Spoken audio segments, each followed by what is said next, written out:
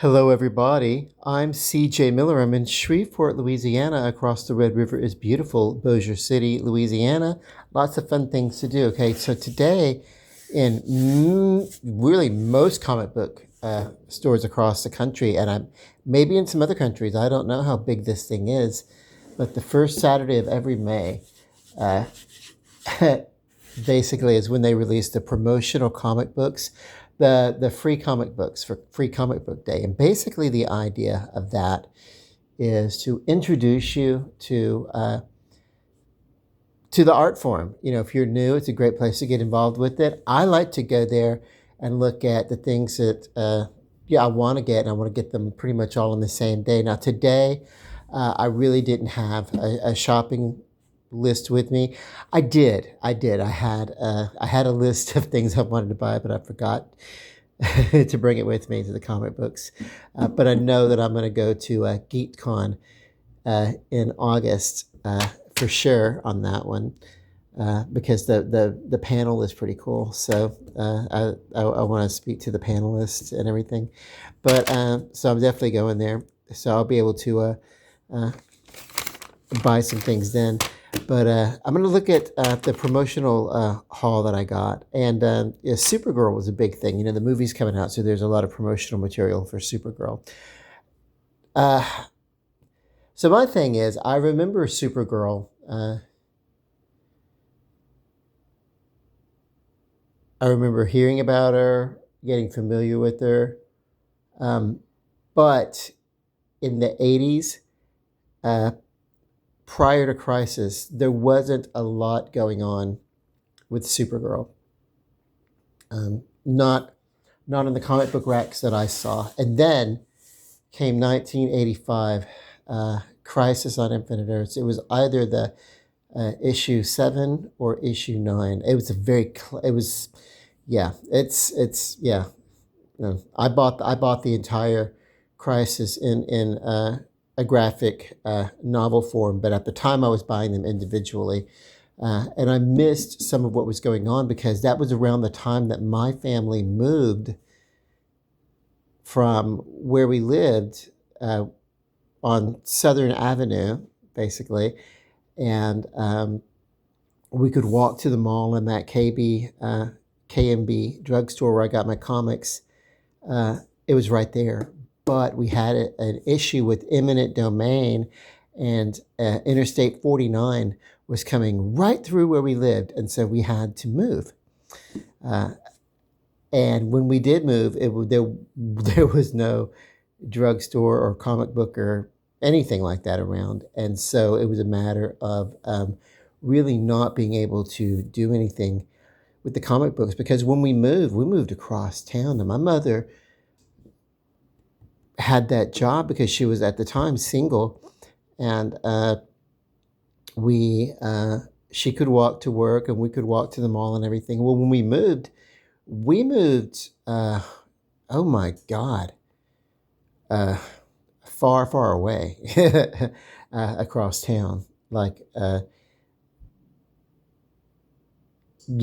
like walking was not an option to go to and from the malls, any of the malls that were around. We were like not we weren't near anything like that. So there were no more comic books for a while, and uh, then my parents reconciled. They were separated, but they reconciled. They were like 2 or 3 times they would separate and reconcile. I don't, yeah, whatever. But and then so when I got a chance to go back to the KMB drugstore and start looking at the comic book racks, they were like, it was that episode, that issue, I should say. It was episodic, but that issue of where, Supergirl is dead, and you have this sweeping image of Superman, just tears streaming down his face as he's holding, Kara in his arms, and she's lifeless, and she sacrificed herself to to protect Superman's life. Also, she weakened the Anti-Monitor, the big bad villain in that one. She weakened the Anti-Monitor enough that it allowed for uh, just every super being in the multiverse that was still standing to finish the job. And it took, even Darkseid had to participate, you know. But so that's, that was my big impression of Supergirl. And then right around that time, the Supergirl movie with Helen Slater. And she was always, Supergirl, I always thought of her as this hope, this beacon of hope. And then now this movie is coming out, and it does not seem that Supergirl has her hope. Seems like she's drowning it in, alcoholism, really, is what the character seems like. And so I hope that they don't leave her in that state in the movie that's going to be coming up soon. I like these characters. I really understand Peacemaker and the Suicide Squad in the DCU being bad guys and having a gray area. Hang on. But I don't like my heroes to be anti-heroes. I like my heroes to actually be heroic. I like the bad guys to be bad guys. I like the good guys to be good guys. And of course, there's the occasional crossover where the bad guy does something that's for the greater good, and there's a momentary cooperation, that kind of stuff.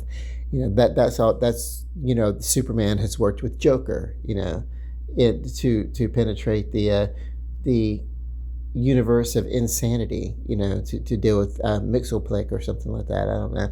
But anyway, yeah. Let's get in here and let's look at what these are. These are not all DC, but that's why we're going to come to a part where there's a lot of Supergirl, because she is being promoted. And I hope that they bring her out of this slump that she's in within the movie. Okay. The Nice House on the Lake. The cover art looks great. I think I'll like this one. Like I said, these are to introduce you to comics and to some of the newer people. And there's different, The Last Kids on Earth. This looks sort of teen, There's different levels. This would be like your adolescent to young teen kind of thing. All ages. So, and here's Supergirl. And here she is with Krypto. Now, I also am very familiar with Krypto actually being Superboy's dog. Kal-El's dog when he was a teen in Smallville before he became Superman as we know him today. So I guess this current DCU and some of the tie-ins are gonna basically where they're basically going to kind of retcon that for the movie or something. So I'm assuming. But this looks like a good, the art looks good and everything. So, yeah. I don't know how much it ties in. I got this because my oldest nephew in particular, when he was young, loved the Power Rangers, and they're still a thing.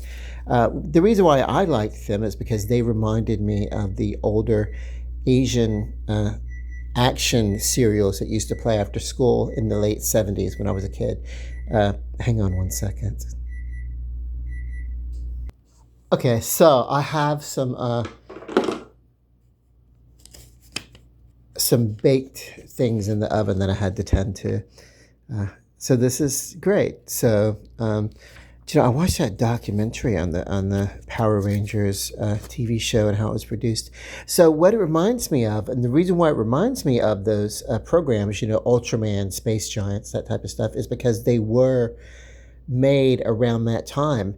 It was a program in Japan, I think.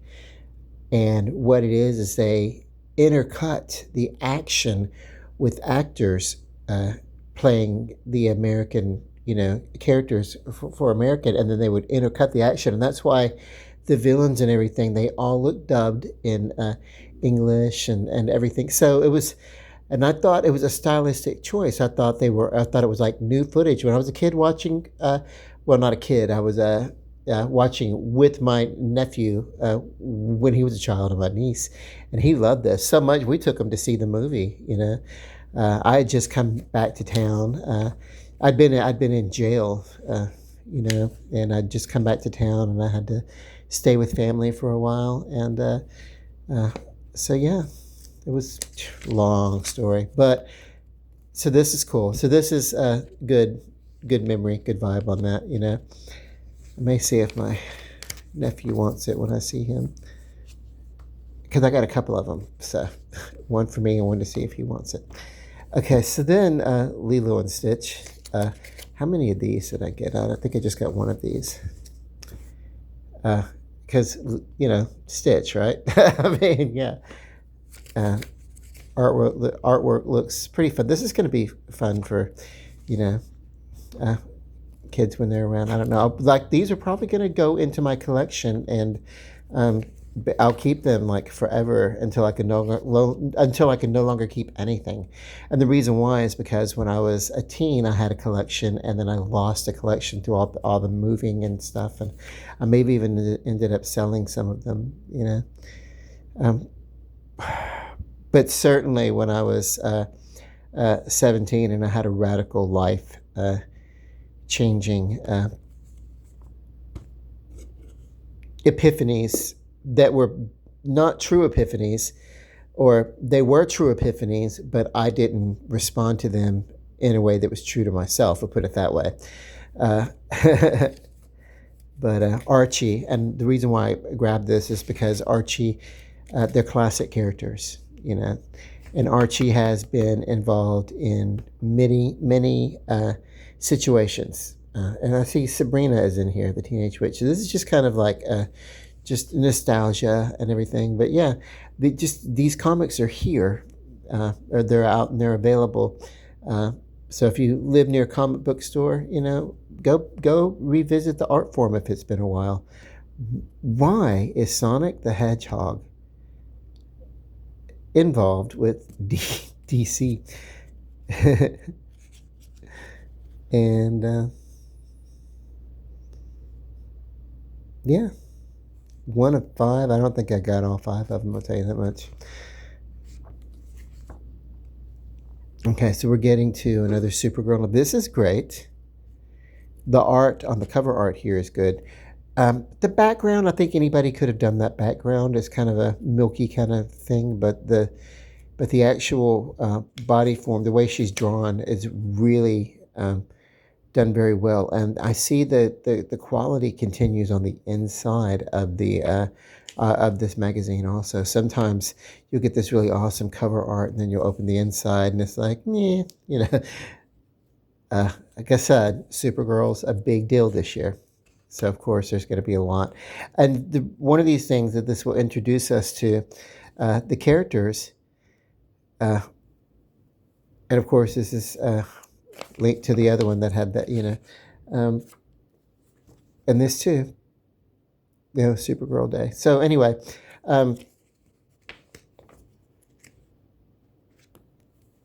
these are they're either gonna wrap around, tie into the movie, or not tie in, but put you in the mood for the movie, or just be somewhat adjacent in an adjacent universe or whatever. I don't think it's necessarily connected. I don't know, but it certainly looks to be inspired for the fact that now Supergirl and Krypto are buds. Apparently Krypto is her dog. And I think Krypto is almost as old as Superboy.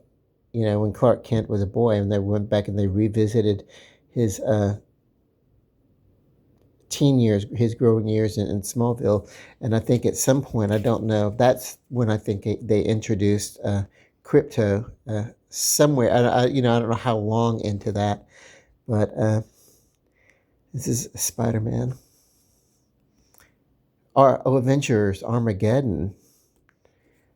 How much of this is going to tie into the next Avengers movie, and then the X-Men involved here. So, the artwork is pretty good. One thing I can say about the Marvel comics, when I've gone and I've gotten these things, is that the cover art that they really, really soup up for these free comic book days, they kind of are run consistent on the inside. Um, and this one, I don't know. So this is just a way that people can introduce what they do. I don't know what this is associated with.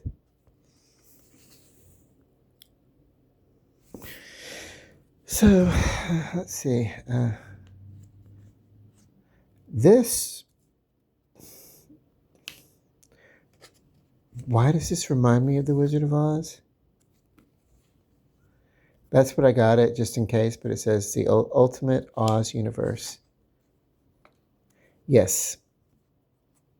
Fill out the character. Who is this?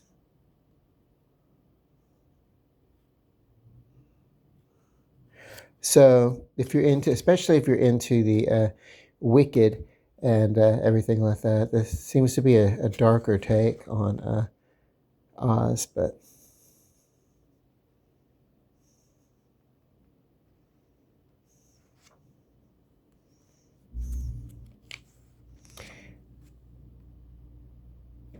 and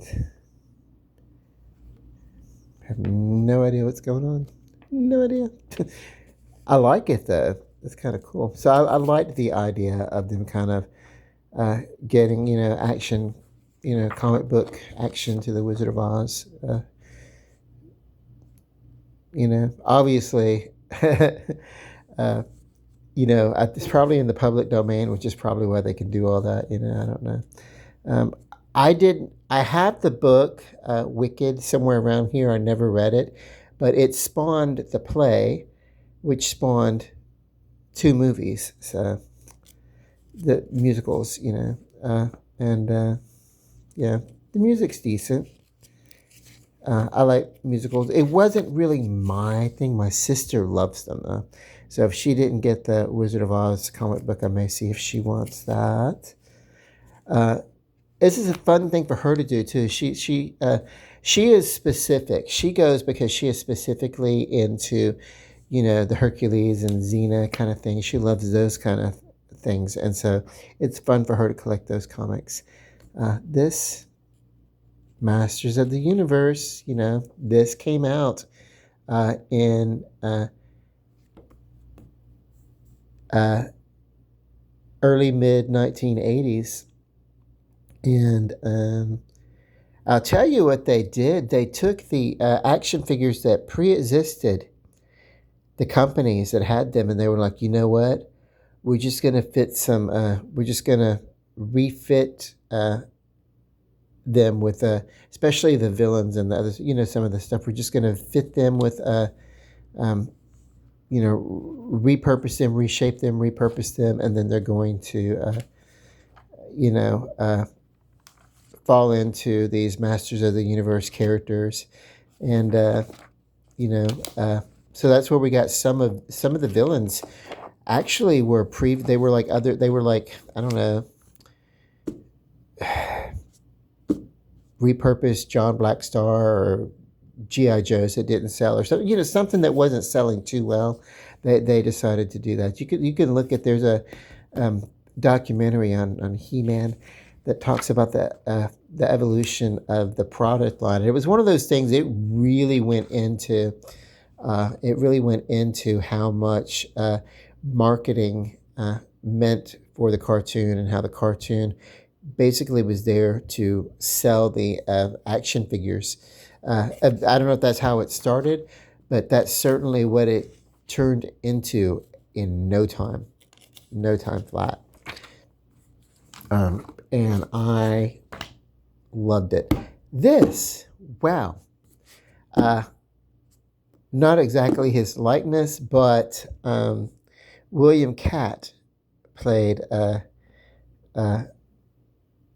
Mr. H or Mr. Hinkle or Mr. Hinkley, or he had two names, Mr. Hinkle at some point, and then Mr. Hinkley, and it was just it was a writer changed it. It was just an inconsistency or whatever. It wasn't like the best written show, but it had a great premise. But the gag was he lost the instructions for how to use the comics. It was basically him learning about how to use, but that whole gag about him not really being able to fly or whatever, and just kind of like, whoa, just kind of, uh,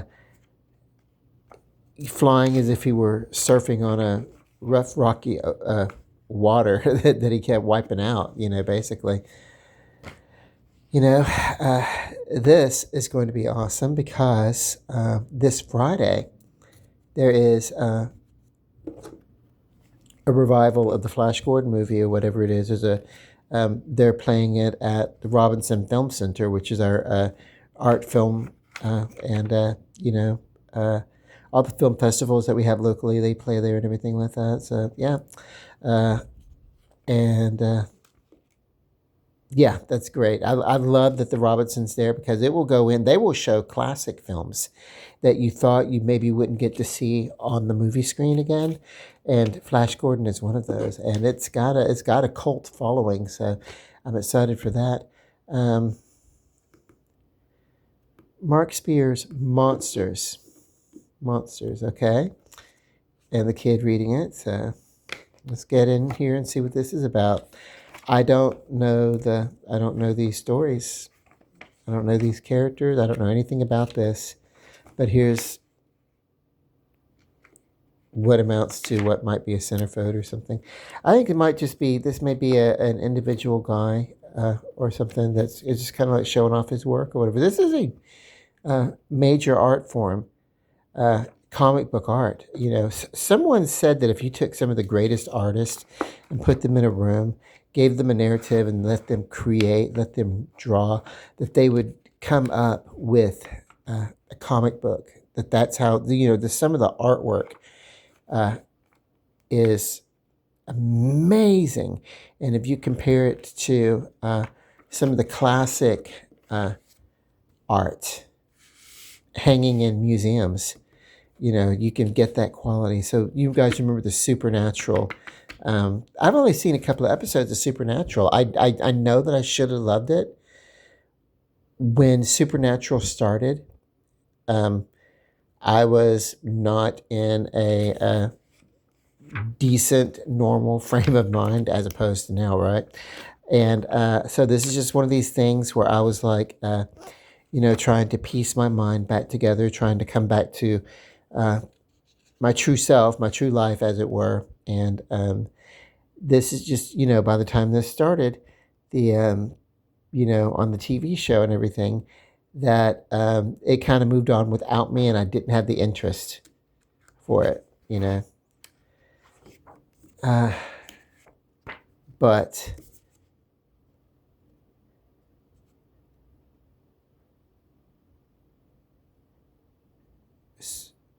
Spurrier, Dowling, and I guess they created Minotaur.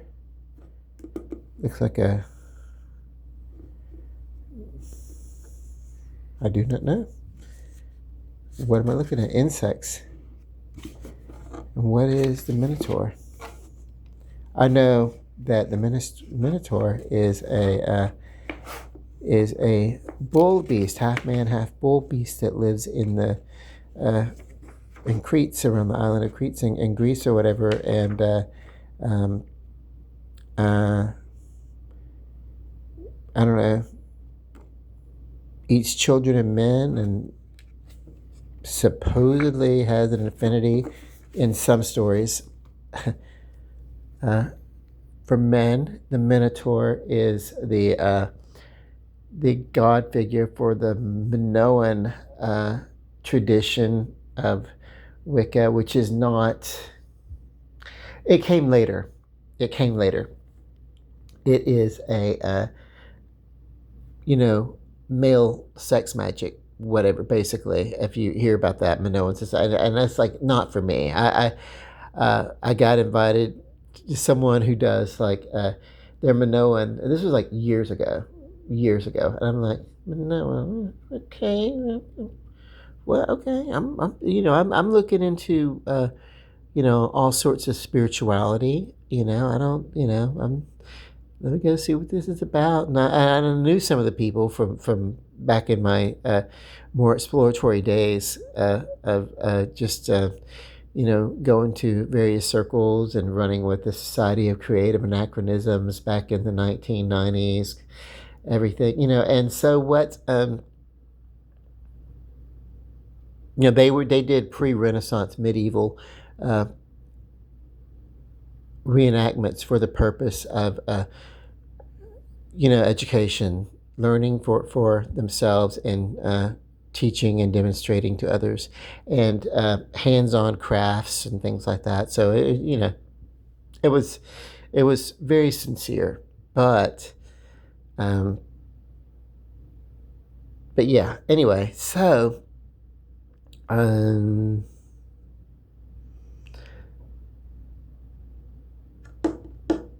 that's what I learned about the Minotaur.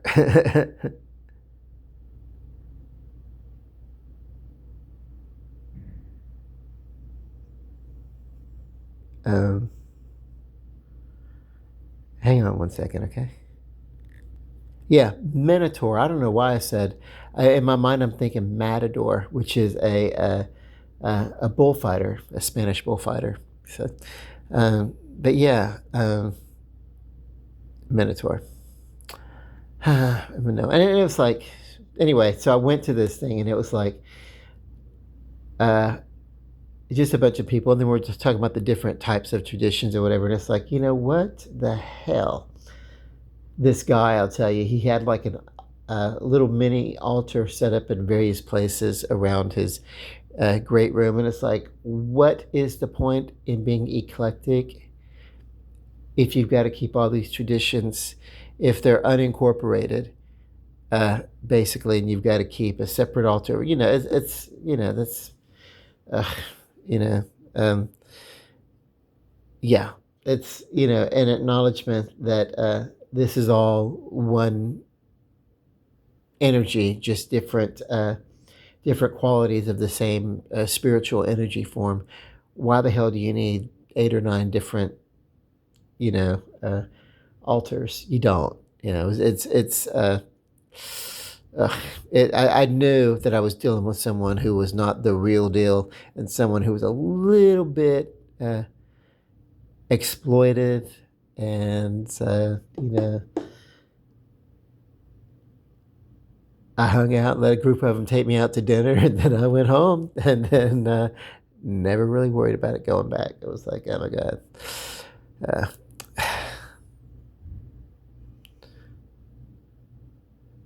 so anyway, yeah, these are my free comic books, and we will revisit this again.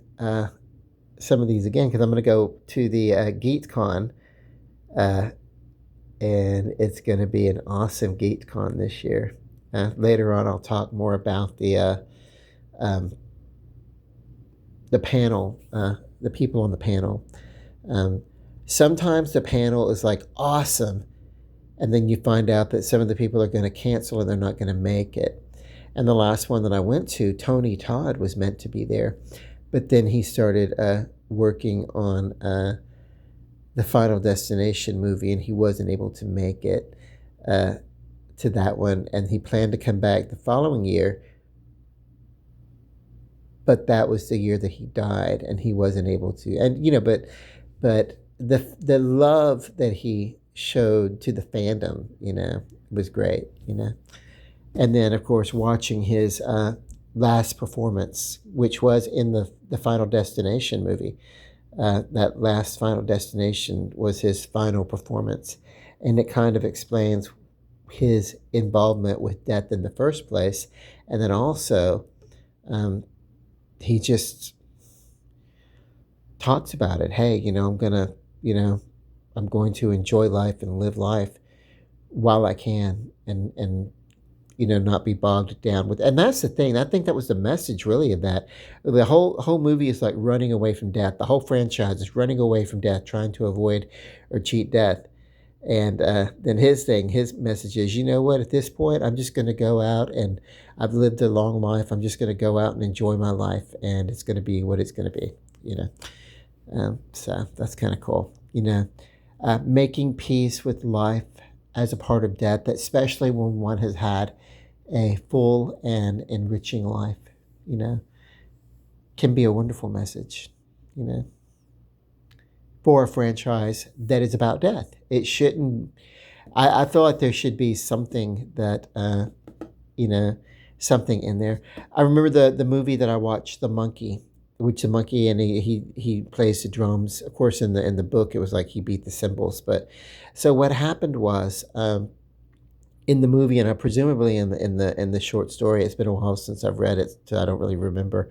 But what happens is, just every time this monkey beats on the drum, somebody else dies. You know, somebody winds up the monkey and does its thing, and somebody else dies.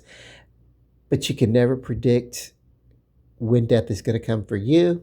You can never predict. Death is just, we have no control over it. Basically, you know, we can take care of ourselves and live a healthier life, but really we have no control. We don't have the ultimate say over those types of powers. You know, those are primordial energies that we just really don't control. So that's kind of cool, and that's kind of the message that I got from that movie, The Monkey. You know, life, you know, involves death, but make peace with it, and then live and enjoy life, and don't let it rob you of the good things. You know, fear of death, constantly running from death. You know, so.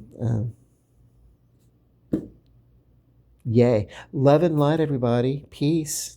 And yay. If you have gone out and gotten some comics, free comic book day in your neck of the woods, I want to hear about it. So let me know in the comments. Bye. Love you.